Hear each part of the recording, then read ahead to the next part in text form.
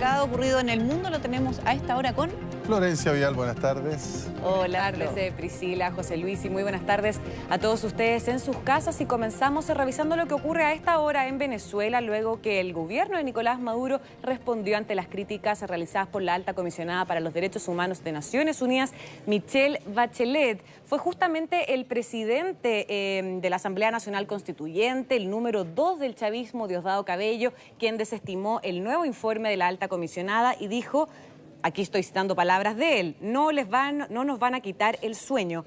Se trata, la verdad, de la primera acción del chavismo al nuevo, del chavismo al nuevo informe de la expresidenta, a quien Ceballos además acusó de estar ensañada contra Venezuela y que ellos no se van a dejar chantajear por un organismo como Naciones Unidas. Recordemos que en su discurso de apertura en el Consejo de Derechos Humanos de la ONU, Bachelet denunció casos de tortura y malos tratos, tanto psicológicos como físicos, y denunció más casos de posibles ejecuciones extrajudiciales. Bachelet además lamentó que el gobierno venezolano no ha mostrado ninguna voluntad, no ha mostrado, según ella, ningún interés de disolver las fuerzas especiales de la Policía Nacional, más conocida como las FAES, que es justamente la entidad a la que se le atribuyen estas supuestas ejecuciones extrajudiciales, y que al contrario, que el gobierno de Nicolás Maduro incluso ha optado por reafirmar su apoyo a la entidad.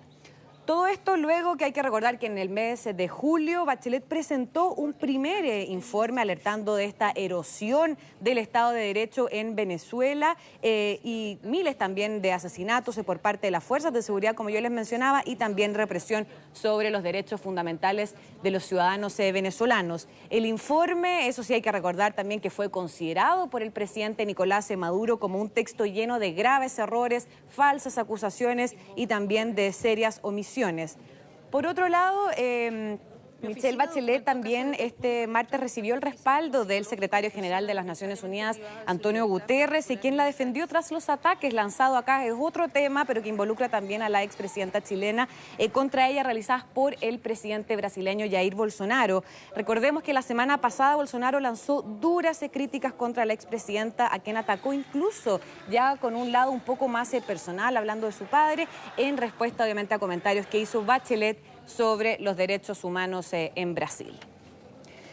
Bien, y ahora seguimos en Corea del Norte, luego que Pyongyang lanzó 2 proyectiles de corto alcance tras decir, acá bastante curioso, que quiere retomar el diálogo con Estados Unidos sobre el desarme nuclear.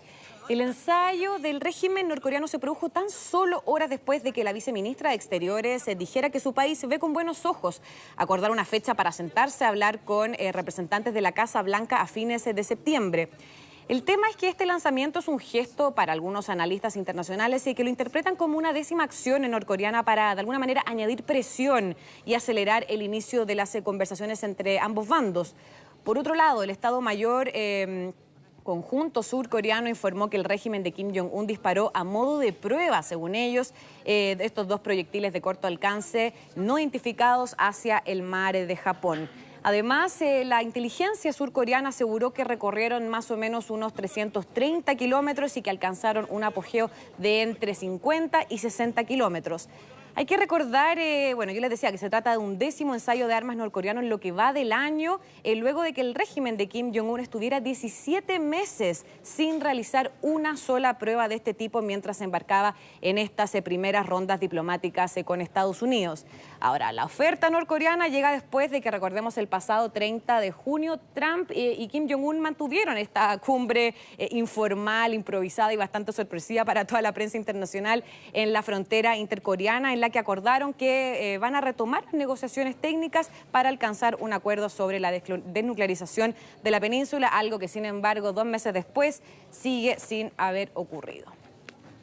Bien, y ahora seguimos en Estados Unidos con una noticia, que ocurrió hace menos de una hora, la verdad, luego que el presidente de Estados Unidos, Donald Trump, asegura que él le pidió la renuncia a su asesor, a quien vemos en las imágenes, a su asesor de seguridad nacional, John Bolton.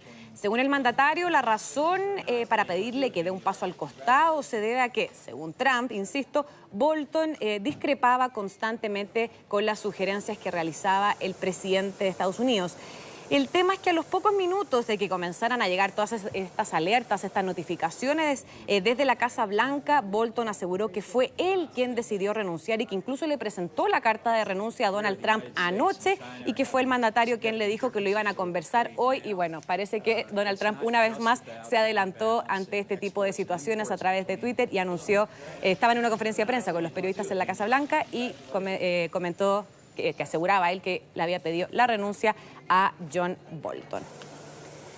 Bien, y ahora seguimos en Australia luego que más de 100, ahí los vemos, 100 incendios forestales afectan a ese país y han obligado la evacuación de cientos de personas. Además, la emergencia ha obligado a decenas de colegios a cancelar las clases, obviamente debido al avance de estos cordones de fuego que se extienden a lo largo de la costa del estado de Queensland, en el noreste de ese país.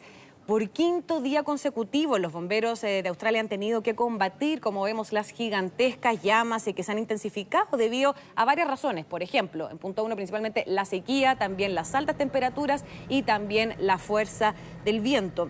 El problema es que todavía faltan 3 meses para el verano, que es la época del año donde generalmente ocurren estos incendios y de hecho solo en Queensland ya se han registrado 65 focos activos. No quieren ni pensar cómo va a ser en los próximos 3 meses cuando ya comience el verano de lleno en ese país.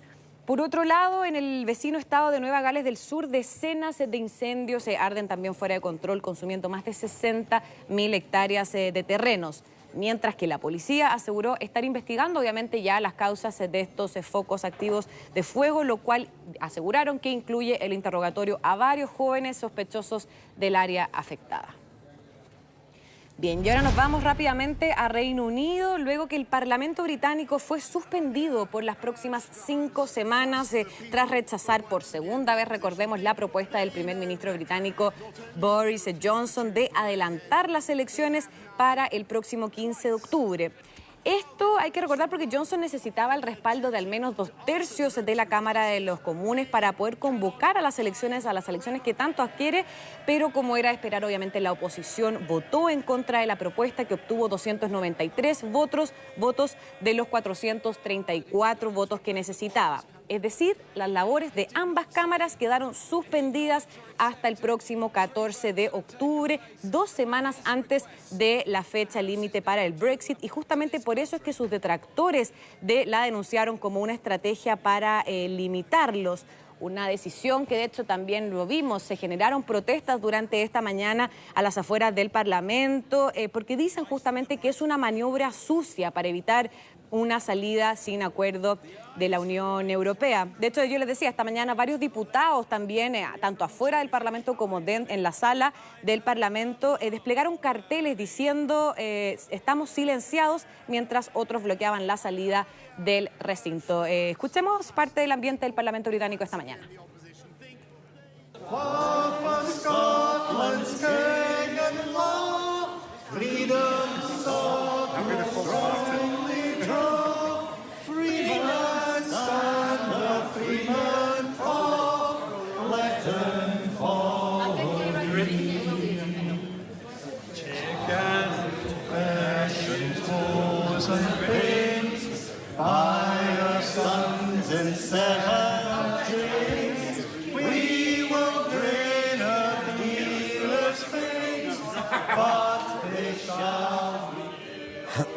Bueno, ¿y cómo respondieron también los parlamentarios, principalmente los opositores, además de con estas imágenes de protesta y con estos cartelitos de estamos silenciados? Bueno, ellos desde que llegaron de su receso veraniego hace unas semanas, están tramitando con un proceso un poco urgente una norma que de alguna manera obliga a Boris Johnson a solicitar un retraso del Brexit en el caso de que no se llegue a un acuerdo con Bruselas antes del 19 de octubre, que es justamente la carta que los parlamentarios opositores estaban buscando.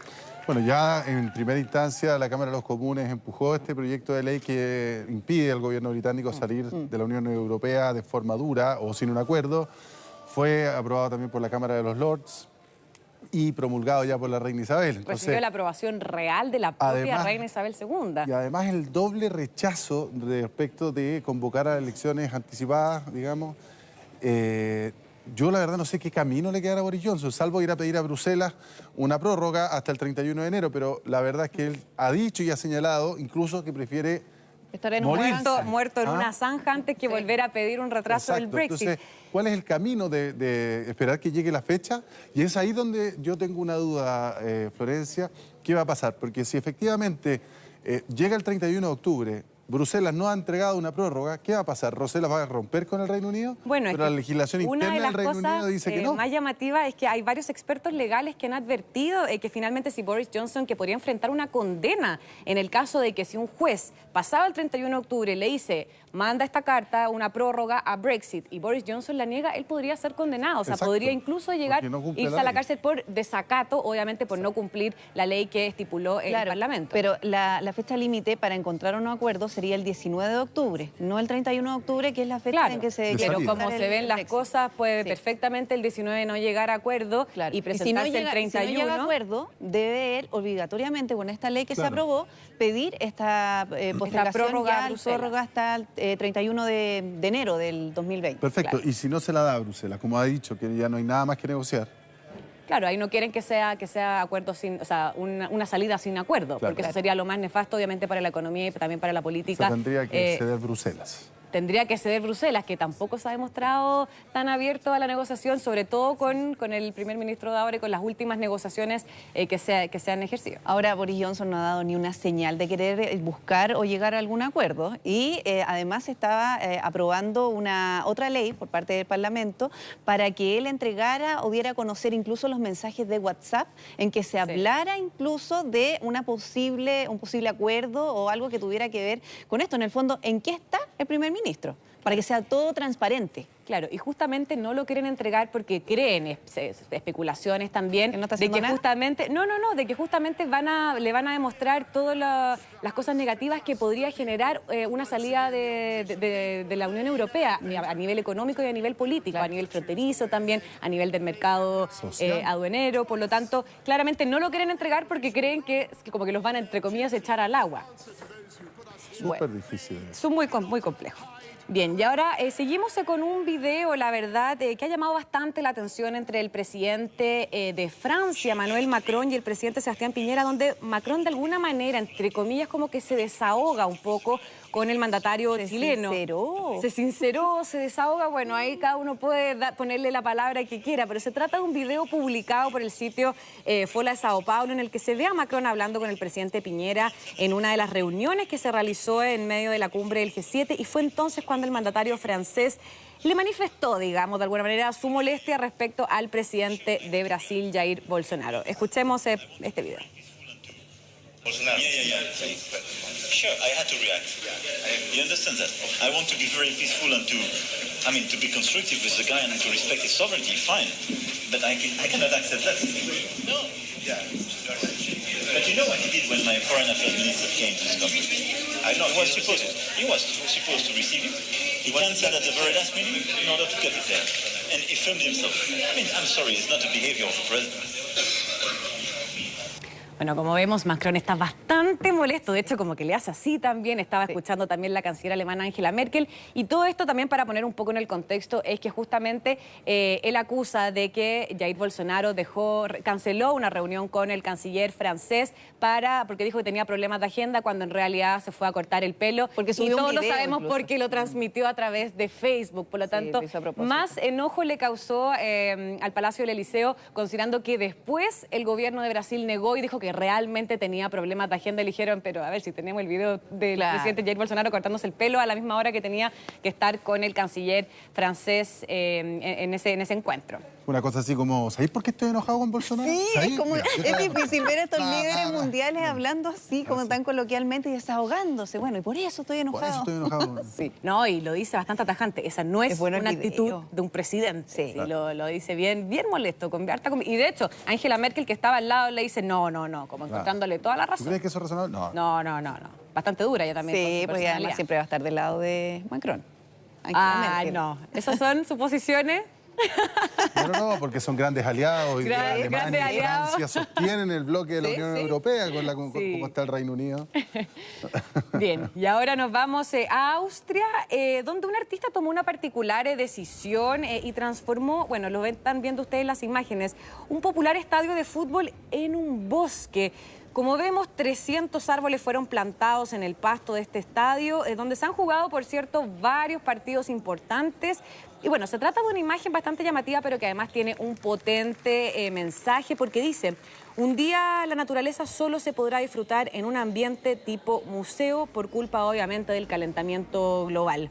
De hecho, según el artista local que lo hizo, llamado Klaus Littmann, la intervención busca entregar un mensaje potente y provocador y busca convertirse en un monumento que constantemente nos esté recordando que la naturaleza está en peligro por culpa nuestra. Sí, qué fuerte el mensaje, ¿eh? Qué fuerte el mensaje, porque finalmente tiene toda la razón. Finalmente ahora, si uno quiere ver una laguna o un bosque en reserva nacional, ya es todo mínimo, ya no es algo que uno dé por sentado tampoco. Sí, es cierto. Imagínate, generaciones que vengan ya posteriormente pueden decir: mira, así eran los árboles. Podemos llegar a eso. Así eran los bosques. Así que un importante mensaje y bien provocador, porque incluso ha generado que lo estemos comentando en Mega Noticias Actualiza. Muchas gracias. ¿Qué estaba pensando en eso? No, que va a estar difícil jugar fútbol ahí, pues, imagínate. No, pero pueden ir haciendo un slalom, así como en el esquí. Sí, van a otro hacer un deporte. slalom, Mucha habilidad, mucha habilidad. Muchas gracias, Flo. Que estén muy bien.